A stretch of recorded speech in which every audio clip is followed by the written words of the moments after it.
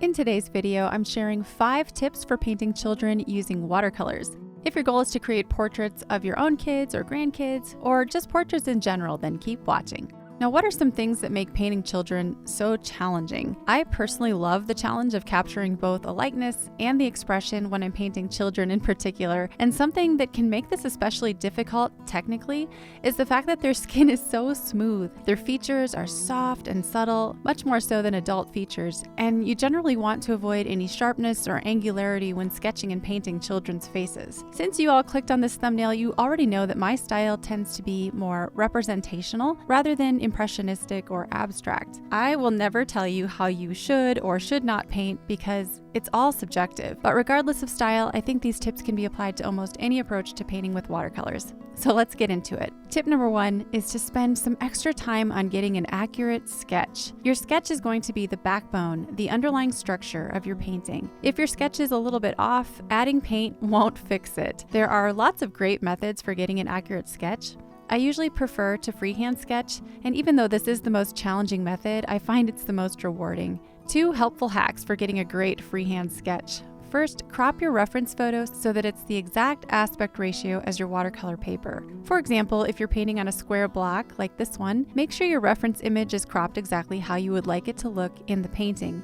This allows you to use the negative spaces, as in the shapes that are formed between the border of your paper and the profile of the face, to get a more accurate sketch.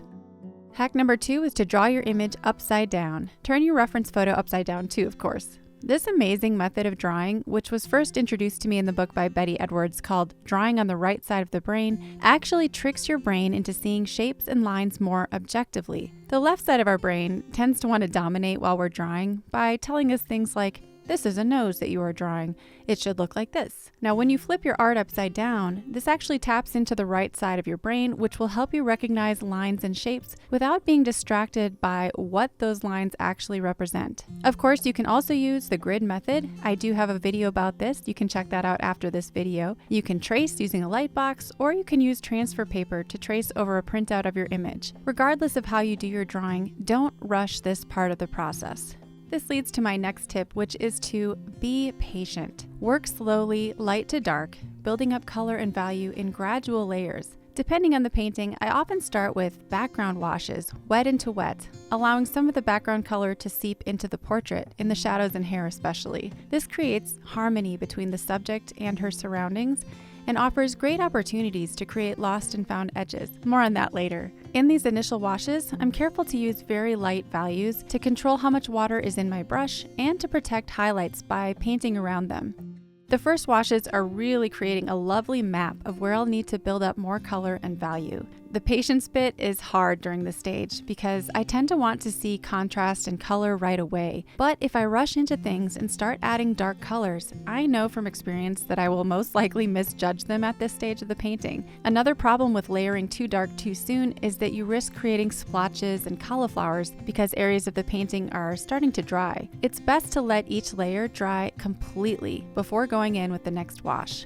Really quickly, if you are enjoying my videos, my YouTube analytics are telling me that nearly 70% of you watching right now are not subscribed, so if you're still on the fence about it, it's totally free, takes 2 seconds, and really helps me out as a creator so I can keep bringing you content like this. Okay, tip number 3, and this one has taken me quite a few years of trial and error and deliberation to finally settle on. I recommend using non-granulating transparent paints for the skin. If one of your goals when painting children is to capture perfect smoothness of a child's face, then the last thing you need is to be fighting with paints that tend to want to separate and form gritty texture. I used to use burnt sienna and ultramarine blue for skin all the time, but both of these are highly granulating colors. I still do use this combo occasionally for adult portraits, but for children I found these semi-transparent and granulating pigments to be frustrating. Like I was always fighting with the texture and getting murky shadow tones. So I've actually started experimenting with mixing my own browns. One brown I've been using a lot lately is a mix of sap green with alizarin crimson.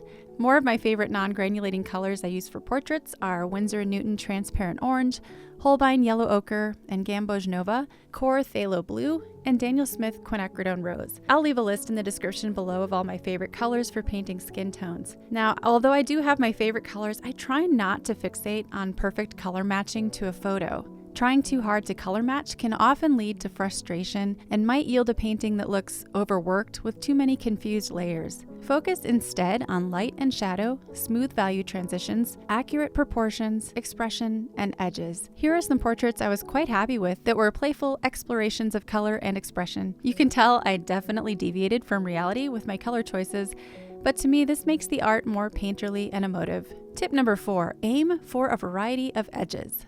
Now, edges. This aspect of painting can take a lifetime to master. It's something I'm constantly working to improve. The best paintings, in my opinion, include a beautiful interplay of lost and found, soft and hard edges. With watercolor, you must plan ahead for where those edges will be because the technique required to create soft edges in particular requires perfect timing. If you don't know what I'm talking about when I mention hard and soft edges, let me explain. Soft edges are smooth transitions in color or value, like the rounding of a cheek, for example, where you can see light moving to dark with no harsh lines. Hard edges are painted wet on dry and are defined by harsh juxtapositions of light and dark values, like a porcelain cheek against a dark background, or the shadow of an upper lip next to the highlighted lower lip. Soft edges help create the illusion of something moving back in space, while hard edges tend to come forward in space. Artists can use their knowledge of edges to guide the viewer's eyes around the painting. Soft edges in watercolor are most often painted wet into wet, so they require an understanding of how wet your paper must be and how much paint should be in your brush to achieve that effect.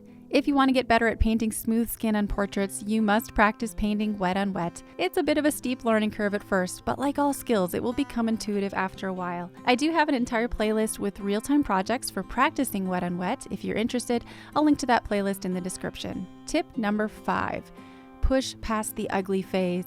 With almost every painting, you will experience moments of self-doubt and frustration, and this is usually because you've hit what I like to call an ugly phase in the painting. While I was working on this portrait of my little niece, there were quite a few moments where I almost had to laugh because she looked like a blurry little ghost. When you begin with those wet and wet washes, it can feel like the painting is getting out of control and it's just not looking like you expected it to. But I can't stress this enough, just keep painting. Don't give up. Once again, be patient.